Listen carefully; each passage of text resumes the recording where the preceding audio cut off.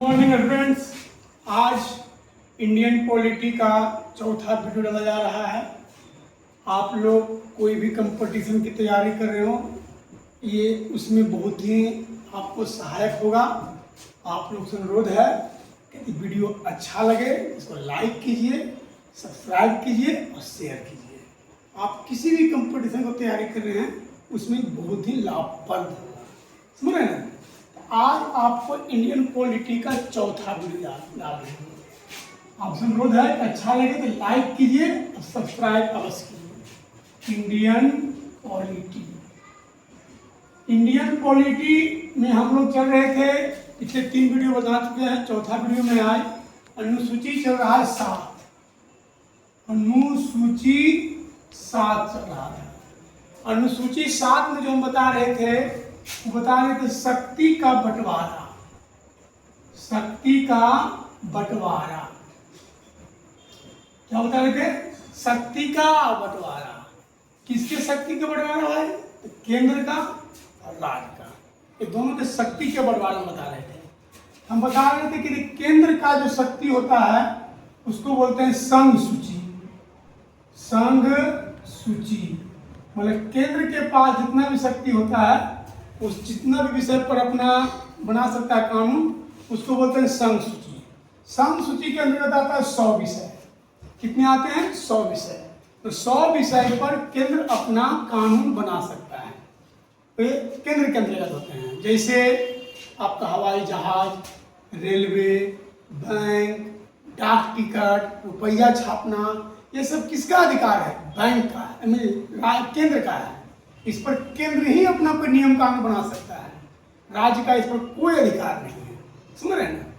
तो इस तरह से कुल 100 सूची है। आपको 100 सूची याद में रखना है, खाली याद रखना है कि केंद्र के पास कुल कितना सूची है? 100 सूची है। 100 सूची पर वो अपना कानून बना सकता है। दूसरा होता है राज्य सूची। राज्य सूची, राज्य के पास पूरे 61 कानून है, मतलब 61 को सूची है, 61 को नियम है जिस पर राज्य अपना कानून बना सकता है। कल हम बता चुके हैं, समझ रहे ना। जैसे क्या हुआ है, पुलिस हो गया, आपका राज्य में जो हो गया, आपको तीर्थ यात्रा करते हैं वो हो गया, पंचायत हो गया, ये सब किसके अंतर्गत है? राज्य के अंतर्गत है, समझ रहे ना। उसके बाद क्या है? समवर्ती सूची। समवर्ती सूची, समवर्ती सूची कितना है? 52। कितना है? 52। समवर्ती सूची जो है 52 है। ये कल हो चुका था। समवर्ती सूची 52 जिसमें दोनों अपना कानून बना रहे, राज्य, केंद्र भी और राज्य भी, उसको बोलते हैं समवर्ती सूची। जैसे शिक्षा, शिक्षा पर दोनों कानून बनाता है। जनसंख्या नियंत्रण दोनों कानून बनाता है। नौकरी दोनों कानून बनाता है। पर्यावरण दोनों कानून बनाता है, समझ रहे ना। ये सब पर दोनों कानून बना सकता है। जिस पर दोनों कानून बनाता है उसको बोलते हैं समवर्ती सूची। अवशिष्ट सूची, अवशिष्ट सूची, अवशिष्ट सूची हो गया कि जो आपको संविधान बनने के बाद आया है, तो संविधान में लिखा गया उसके बाद जो नया चीज आया है वो सब आएगा किसमें? अवशिष्ट सूची में। फिर ड्रोन कैमरा उसमें आता है, किसमें? अवशिष्ट में आता है। सोशल मीडिया किसमें? अवशिष्ट सूची में है। न्यूक्लियर पावर में, परमाणु ऊर्जा किसमें है? अवशिष्ट सूची में। अंतरिक्ष किसमें है? अवशिष्ट सूची में है। ये सब अवशिष्ट सूची में है। तो अवशिष्ट सूची में हम लोग इसकी संख्या काउंट नहीं कर सकते हैं। अवशिष्ट सूची में है कि जो जितना नया आते रहेगा सब अवशिष्ट सूची में डलाएगा। आपको समझ में आ गया होगा। 4 सूची है आपको। संघ सूची केंद्र का है, राज्य सूची राज्य का, समवर्ती सूची इसमें दोनों कानून बनाएगा। अवशिष्ट सूची, अवशिष्ट सूची पर आपका जो नया चीज आता है उसको अवशिष्ट सूची बोलते हैं। अब देखिए, संघ सूची तो ठीक है, केंद्र का हो गया। राज्य सूची राज्य का हो गया। अब देखिए समवर्ती सूची, समवर्ती सूची में क्या होता है कि दोनों कानून बनाता है, केंद्र भी और राज्य भी।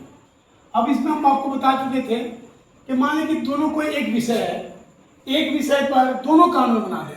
जैसे मान लीजिए एक विषय है आपका वन एवं पर्यावरण, मान लीजिए जंगल के बारे में।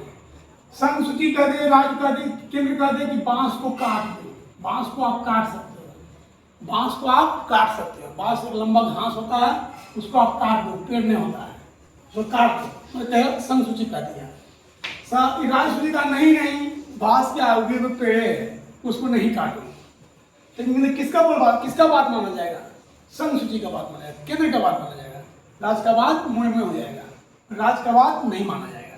समझ रहे हैं? नियम बनेगा, राज्य की बात नहीं माना जाएगा, केंद्र का बात माना जाएगा। तो यह समवर्ती सूची में। अवशिष्ट सूची, अवशिष्ट सूची जो नया चीज आता है उस पर भी किसका बोलबाला रहेगा? केंद्र का ही बोलबाला रहेगा। उस पर भी किसका कब्जा रहेगा? केंद्र का कब्जा रहेगा। तो जो भी नया नियम आएगा उस पर किसका बोलबाला रहेगा? केंद्र का बोलबाला रहेगा। समझ रहे हैं? आप समझ रहे हैं कि केंद्र देखते हैं कि केंद्र समवर्ती पर भी बोलबाला केंद्र का है, अवशिष्ट पर भी बोलबाला केंद्र का है। तो जो केंद्र कहेगा वही होगा, इसमें भी जो केंद्र कहेगा वही हो गया। अब राज्य सूची जो है उसमें खाली राज्य अपना कानून बना सकता है। इस तरह से देख रहे हैं कि केंद्र का पलड़ा भारी है, केंद्र का ही बोलबाला है, तो ज्यादा चलता है केंद्र का। यहाँ तक तो हम लोग कल पिछले वीडियो में बता चुके थे। अब सुनिए कहानी, अच्छा समझिएगा। जैसे राज्य सूची जो पहले था बाबू, पहले की बात हो रहा है, ये 66 को था।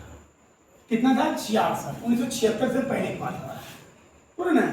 राज्य सूची पहले 66 था। जो समवर्ती सूची था ना बाबू, 47 था। क्या था बाबू? 47 था। पहले की बात हो रहा है, समझिएगा। मतलब राज्य के पास ज्यादा ताकत था और दोनों में जो ताकत था वो कम था, मात्र 47 में था। अब क्या केंद्र सोचा कि इससे 5 गो सूची लेकर के हम अपने में मिला लें। जो हमारा संघ सूची है 100, उसको हम 105 कर लें। जो सर एक सॉरी 66 में है, राष्ट्र कितना है? 66 है, मिस्टेक हो गया। राष्ट्र कितना है? 66। पहले सॉरी देख सकते हैं, वर्तमान में 61 है, पहले था 66। समझ रहे हैं? हाँ, पहले कितना था? 66। अब 66 को था, पहले क्या था समझिएगा। पहले संघ सूची था 100, 1976 से पहले बदला है, और राज्य सूची था 66 और समवर्ती सूची था 47। समझ रहे हैं? अच्छा बात समझिएगा। पहले संघ सूची कितना था? 100, 1976 से पहले बात कर रहे हैं, और राज्य सूची था 66 और संवर्ती सूची था 47। पहले की बात कर रहे हैं, वर्तमान में भी इतना है, कंफ्यूज मत होइएगा। ये वर्तमान में भी इतना ही, पहले की बात कर रहे हैं, 1947 1976 से पहले बात कर रहे हैं। अब देखिए क्या था ना कि राज्य जो सोचा ने कि 66 में 5 हम अपना मिला लें, 5 रुपया हम अपना मिला लें, इससे हम 5 निकाल लें।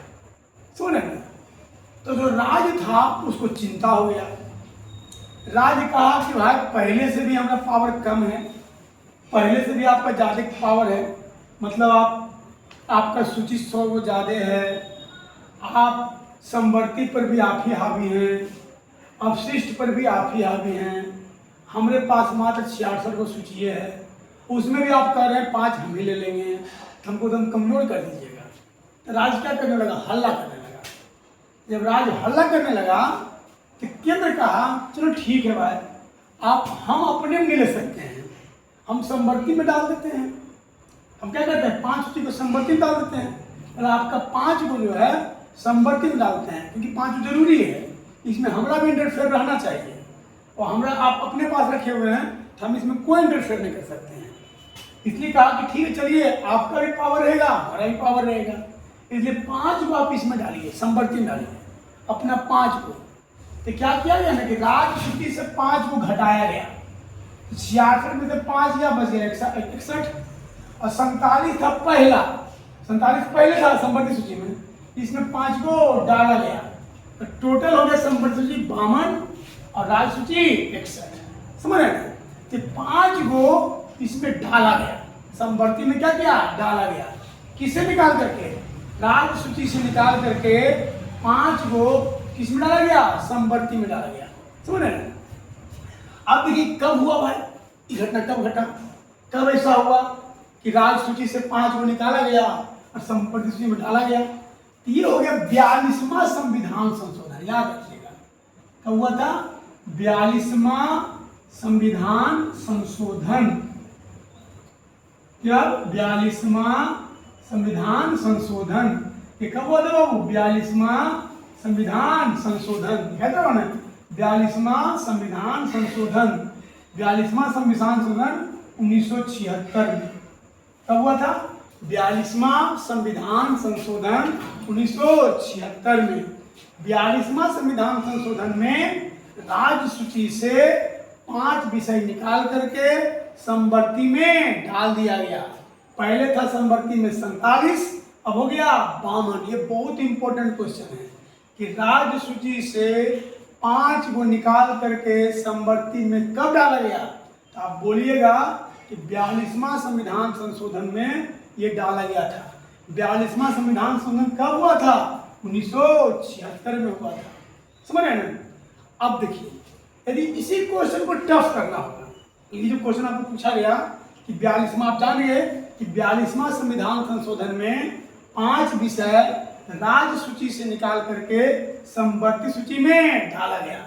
यदि मान लीजिए इसी क्वेश्चन को टफ किया जाए, पूछा जाए बताइए 42वां संविधान संशोधन 1976 में जो 5 विषय राज्य सूची से निकल करके समवर्ती में डाला गया वो कौन कौन विषय था? समझ रहे हैं? इसे आप जितना जान रहे हैं वो क्वेश्चन नहीं पूछ देगा। समझ रहे हैं? क्वेश्चन में क्या पूछेगा कि 42वां संविधान संशोधन में जो 5 विषय राज्य सूची से निकाल करके समवर्ती में डाला गया वो 5 विषय कौन कौन है? समझ रहे हैं? आपको जो क्वेश्चन टफ करना रहेगा तब, समझ रहे हैं, ये पूछेगा। एक चीज याद रखिएगा, जो 42वां संविधान संशोधन हुआ है ना, इसको बोला जाता है लघु संविधान। क्या बोला जाता है? लघु संविधान। यदि आपसे कोई पूछ दे, क्वेश्चन में आता है कि लघु संविधान किसे कहते हैं, तो आप बोलिएगा 42वां संविधान संशोधन 1976 को लघु संविधान कहा जाता है। लघु संविधान किसे कहा जाता है?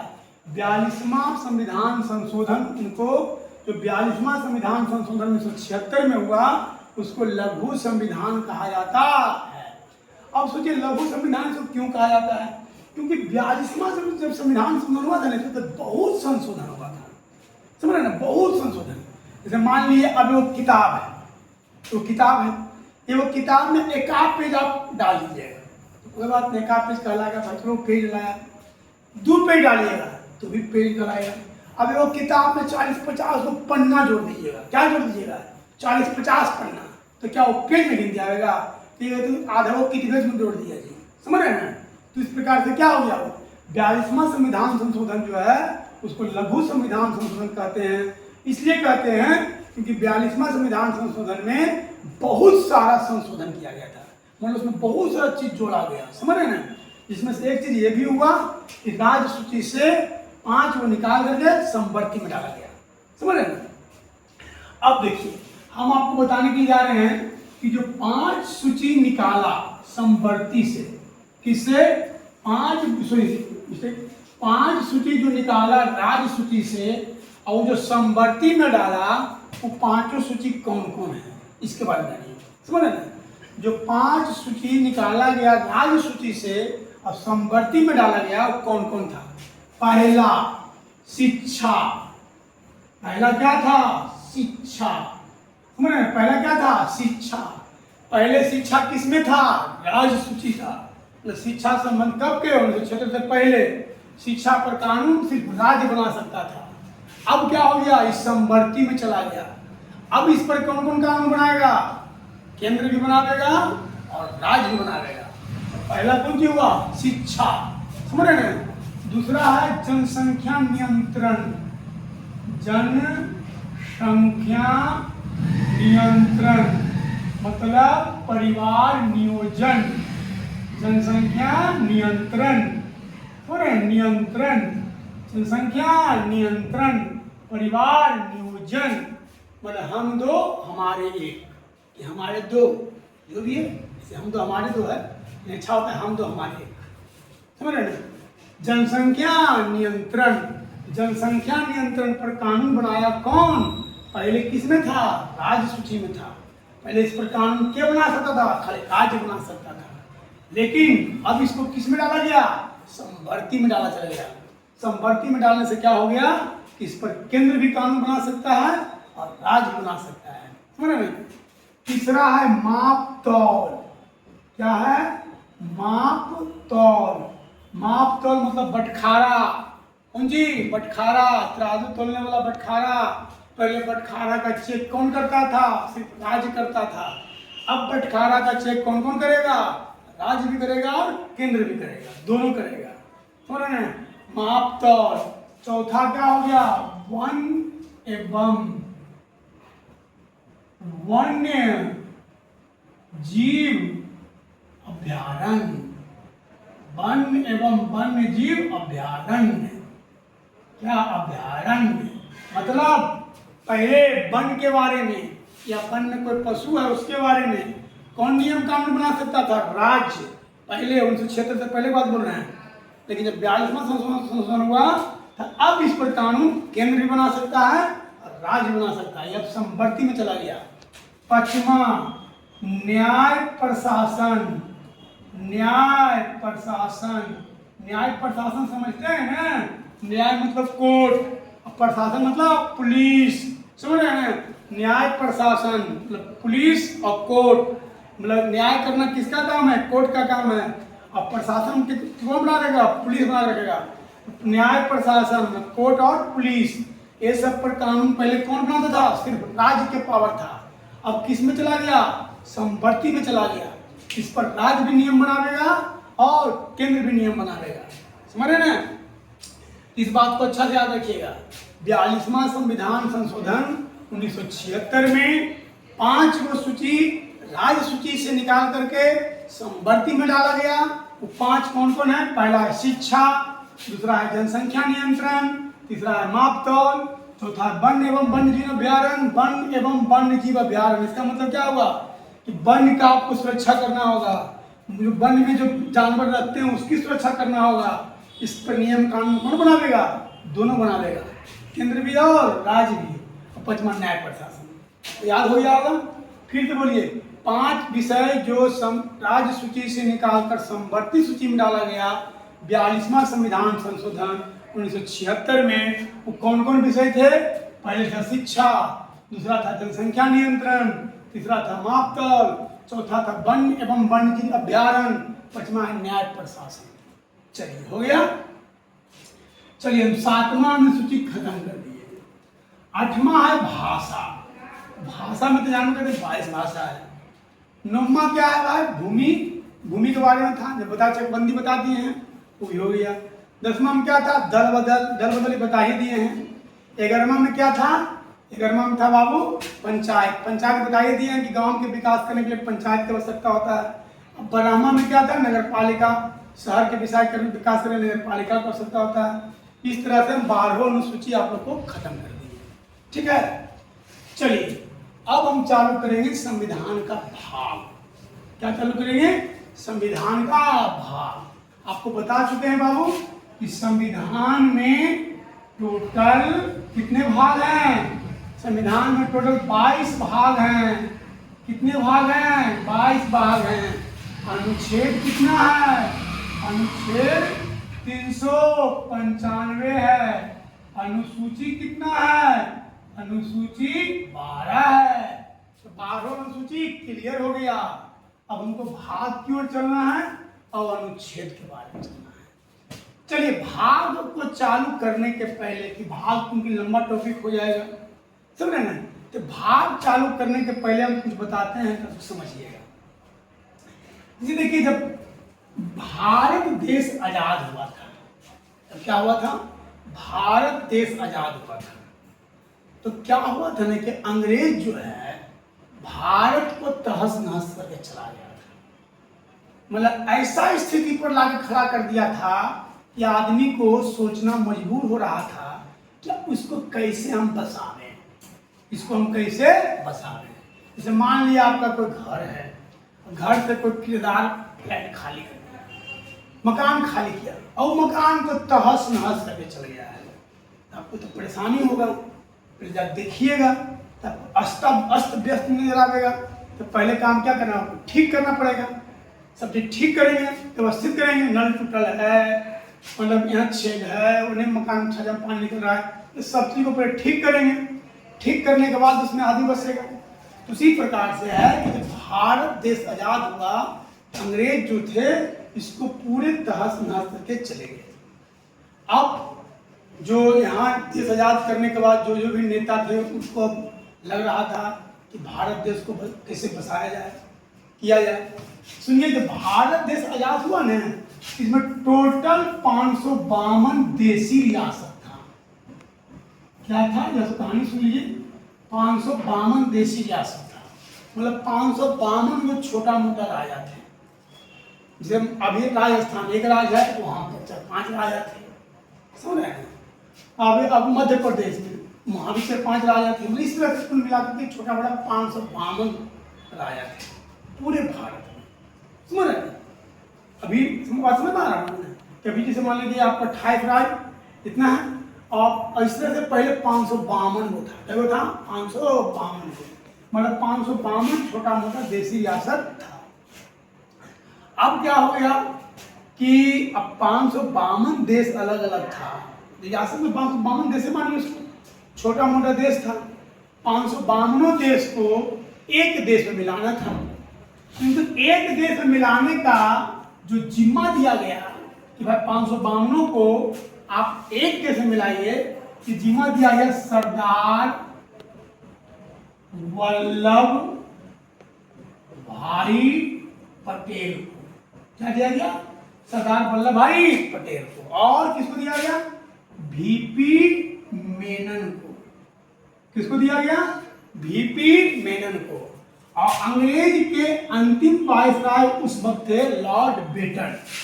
कौन थे? लॉर्ड बेटन। जब भारत आजाद हुआ था तो उस वक्त अंग्रेज के अंतिम वायसराय थे लॉर्ड बेटन, समझ रहे हैं। अब क्या था कि ये तीनों जिम्मा, ये दोनों को जिम्मा दिया गया। आइए, इस लॉर्ड बेटन जो थे सहयोग कर रहे थे भारत को बसाने में। लेकिन जब भारत आजाद हुआ ना, तो क्या हो गया कि अंग्रेज जो थे पिन मार के चले गए थे। जब जाए लगे थे ना, तो क्या किए थे कि सभी राजाओं में पिन मार के चले गए थे। काहे लगी कि हम जब जा रहे हैं ना, तो तुम अपने में मर कट जाना, लड़ते झगड़ते रहना, हम फूट डाल के चाह रहे हैं अभी भी। मतलब ऐसे भी अंग्रेज की पॉलिसी था, फूट डालो राज करो। और अंतिम जाने वक्त भी उस पॉलिसी को पालन करते चले गए। क्या हुआ कि जब भारत देश आजाद हुआ, तो भारत की जिम्मा, जो भारत है, इसकी जिम्मा सरदार वल्लभ भाई पटेल को दिया गया। किसको दिया गया? सरदार वल्लभ भाई पटेल को। भारत की जिम्मा किसको दिया गया? सरदार वल्लभ भाई पटेल को दिया गया। सॉरी, मिस्टेक हो गया सर। भारत की जिम्मा पंडित जवाहरलाल नेहरू को दिया गया कि भाई चलिए भारत को संभालिएगा। अब भारत में मतलब भारत, उसी वक्त क्या हुआ, पाकिस्तान का बंटवारा हो गया। मोहम्मद अली जिन्ना जो था, सुने ना, वो एकदम पूरा बवाल करने लगा कि भाई हमको अलग देश करो, हमको अलग देश करो। तो क्या किया गया कि मोहम्मद अली जिन्ना को अलग देश दिया गया, पाकिस्तान। पाकिस्तान यहाँ पर है, समझिएगा, ये है हमारे यहाँ पर पाकिस्तान। यहाँ पर क्या है? पाकिस्तान है, समझ नहीं, पाकिस्तान है। ये पाकिस्तान को दिया गया। इसका जिम्मा दिया गया मोहम्मद अली जिन्ना को, और इसका जिम्मा दिया गया किसका? मतलब पंडित जवाहरलाल नेहरू को, कि भाई भारत को आप एक कीजिए। और पाकिस्तान को दिया गया मोहम्मद अली जिन्ना को। अब क्या किया, अंग्रेज जो था, जो 552 को देशी रियासत भारत के अंदर था ना, सबके जाके कह दिया अंग्रेज कि देखो रे बाबुआ, जितना राजा था सबको, कि देखो बाबू, जिसको इच्छा है वो भारत में रहना, जिसको इच्छा नहीं है वो पाकिस्तान चले जाना, और जिसको इच्छा नहीं है, समझ रहे हैं, वो भैया अलग देश बना लेना। ऐसा कह के अंग्रेज चला गया, समझ रहे हैं। मतलब कहा गया कि भाई जिसको इच्छा है वो कहाँ रहे, आप कहाँ रहे, भारत में रहे। जिसको इच्छा रहे वो पाकिस्तान जाइए, और जिसको इच्छा है वो जाके कहाँ चले जाइए, अपना अलग देश बना लीजिए। सबको कुछ ना कुछ बात करके चला गया। अब जो थे सरदार वल्लभ भाई पटेल और वीपी मेनन, इन सबको क्या हो गया कि भाई हमको भारत बनाना है, मतलब एक देश बनाना है, इसलिए संविधान लिखा था। अब जब एक देश मिलाया, तो जितना भी छोटा मोटा राजा थे सबको कहा गया कि आइए भाई भारत में मिल जाइए, हम लोग एक देश बनाइए। कोई मतलब शुरू में जब टेढ़ी मेढ़ी किया तो सरदार वल्लभ भाई पटेल के देखिए मिलना है तो मिलिए प्रेम से, नहीं मिलिएगा तो आप पर हम सैन्य कार्रवाई करना शुरू कर देंगे। तो आपका जितना भी महल तहल है ना सबको हम तहस नहस कर देंगे, समझ रहे हैं। तो फिर और इन राजाओं को भी मजबूरी था, जैसे राजस्थान के राजा, मध्य प्रदेश के राजा, इस का मजबूरी था क्योंकि हिंदू थे, पाकिस्तान जा नहीं सकते थे कि पाकिस्तान को मुस्लिम क्षेत्र बना लिया था, पाकिस्तान में ज़्यादा मुस्लिमें था तो पाकिस्तान जा नहीं सकते थे। तो कहते हम अलग देश, उनका बस एक ऑप्शन था कि हम अलग देश बना लेंगे। जब अलग देश बना लेंगे तो छोटा सा राजस्थान है इतनी वो, तब कितना बड़ा देश बनाइएगा। तो कहा जाता था कि भटारी वही है खुले देश बनाएगा कि कहाँ तुमको वैल्यू मिलेगा कहीं बाहर में, एक देश में रहो, तुम्हारी जो महल है वो सब बचल रहेगा, जैसे महल है वो महल आपका बचल रहेगा, आप देसी रियासत में मतलब जो भी आप लोग हैं हमारे साथ मिल जाइए, भारत बना लीजिए। समझा बुझा करके सबको मिला दिया गया। जिसे अभी भी देखिएगा राजस्थान में बहुत सारा जो राजा हैं उनका महल बचा हुआ है। और यहाँ था क्या था, यहाँ पर देखिए क्या है कि अथी में अब देखिए यहाँ था मध्य प्रदेश में भी बहुत सारे राजा हैं उनका महल बचा हुआ है। अब यहाँ क्या हुआ, उनको परेशानी वो 3 जगह में हो गया, इनको मिलाने में 3 जगह परेशानी हुआ। एक हो गया जूनागढ़ में, यहाँ देखिए राजस्थान है ना, यहाँ राजस्थान है, यहाँ पर देखिए सॉरी यहाँ पर गुजरात है, गुजरात के बगल में गढ़ शहर है जूनागढ़। क्या है जूनागढ़। जूनागढ़ में क्या हुआ कि यहाँ पर के जो भी राजा थे समझ रहे ना, उनको कहा गया, जूनागढ़ में राजा थे आपको निजाम, जूनागढ़ के राजा को निजाम कहा जाता है, वो मुस्लिम थे। तो वो जो मुस्लिम राजा थे और जूनागढ़ में था कुल आबादी था हिंदू का, तो मुस्लिम राजा को कहा गया वह चलिए आप भारत में मिल जाएंगे। तो इन्होंने कहा जूनागढ़ वाले कि नहीं, हम भारत में नहीं मिलेंगे, हम जाके कहाँ मिलेंगे, पाकिस्तान में, क्योंकि मुस्लिम थे। कह के नहीं जाएंगे, कहाँ जाएंगे, पाकिस्तान में जाएंगे। पाकिस्तान में जाएंगे, आबादी कौन सी की था, हिंदू के, और राजा कौन सी था, मुस्लिम। जो भी निजाम, मुस्लिम वाले निजाम कहते हैं, निजाम कौन सी था, मुस्लिम। वो कहाँ जाएंगे, हम पाकिस्तान में जाएंगे। अब भारी चिंता, साले कई लोग जो वहाँ चलेगा पाकिस्तान में तो कैसे होगा। उसको समझाया गया, बुझाया गया, नहीं माने। तो क्या किए न सरदार वल्लभ भाई पटेल कि उस जूनागढ़ में क्या किए, जनमत संग्रह करा दिए, और जितना आबादी था सबसे पूछवा दिए कि सब राय के पूछिए कि कुल कहाँ जाना चाहता है, पाकिस्तान कि भारत। जब सभी महाराजा से पूछा गया, सभी जितना जनता था सबसे पूछा गया, तो कहा कि नहीं हम भारत में रहना चाहते हैं। अब भारत में रहना चाहते हैं तो क्या किए सरदार वल्लभ पटेल सबकी जनता को क्या उकसा दिए कि देखो तुम्हारा राजा कहता है हम पाकिस्तान जाएंगे। सब विद्रोह कर दिया, वहाँ पर सब राजा को घेर लिया, राजा तुमको मारिए देंगे, तो तुम पाकिस्तान जाएगा, हम लोग रहेंगे हिंदुस्तान में रहेंगे। तो राजा क्या किया ना, भागा बेचारा, अपना जान बचा के भागा, और जान बचा के भागा लगा ना। जूनागढ़ के जो राजा था उसको शौक था कुत्ता पालने का, तो 1200 कुकुर पाल लेता। क्या पाल लेता, 1200 कुकुर, कुत्ता। तो 1200 कुत्ता लेके कहाँ भाग गया, पाकिस्तान। जब पाकिस्तान गया तो वहाँ के प्रधानमंत्री कौन थे, मोहम्मद जिन्ना। जूनागढ़ के महाराजा को ऐसे देखे कैसा लगे आ रहा से आ रहा है, उनको लगा कि बहुत पैसा लेके आ रहा होगा। और जब पहुँचे तो क्या ऐसा लगे 1200 कुत्ता लेके आ रहा है। कहे भाई इसे क्या हुआ, तो मैं क्या करें, हम तो अपना जान बचा करके भाग गए। सुने ना, इस तरह से जूनागढ़ को भारत में मिलाया गया। ये क्वेश्चन आता है कि जूनागढ़ को भारत में कैसे मिलाया गया, तो बोलिएगा जनमत संग्रह से। बोलिए जूनागढ़ को भारत में कैसे मिलाया गया, जनमत संग्रह से। तो ना जूनागढ़ को कैसे मिलाया गया, जनमत संग्रह से। चलो जूनागढ़ को मिला दिया गया।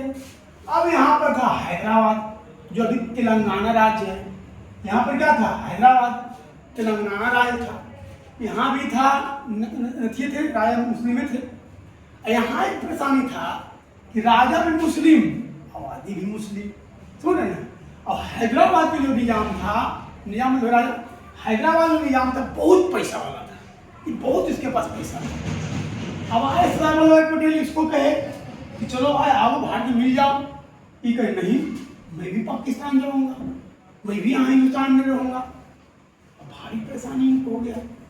अब इनके साथ जन्म संग्रह करा नहीं सकते थे क्योंकि आबादी मुस्लिम था, जन्म संग्रह करवा देंगे तो तुम हार जाएंगे।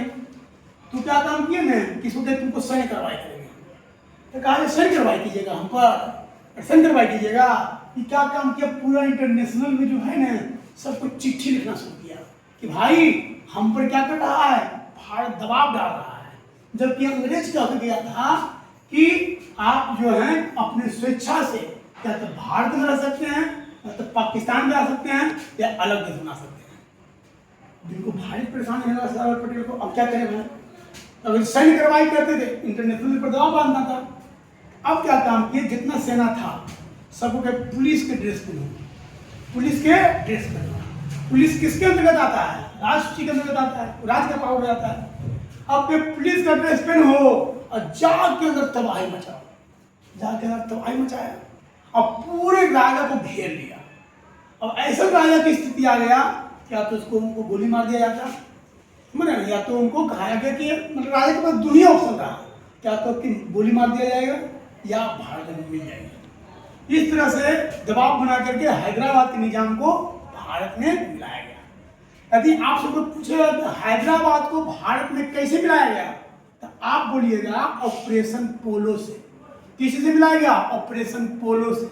इसे हम पूछता है जूनागढ़ को कैसे मिलाया गया, जन्म संग्रह से, और हैदराबाद को ऑपरेशन पोलो से। अब देखिए क्या था, यहाँ पर था कश्मीर। ये क्या था, कश्मीर। कश्मीर के राजा थे हरि सिंह। क्या थे, हरि सिंह। हरि सिंह को कहा गया कि भाई आइए भारत में मिल जाइए। तो इन्होंने कहा नहीं, मैं भी नहीं मिलूंगा, मैं अपना अलग देश बनाऊंगा।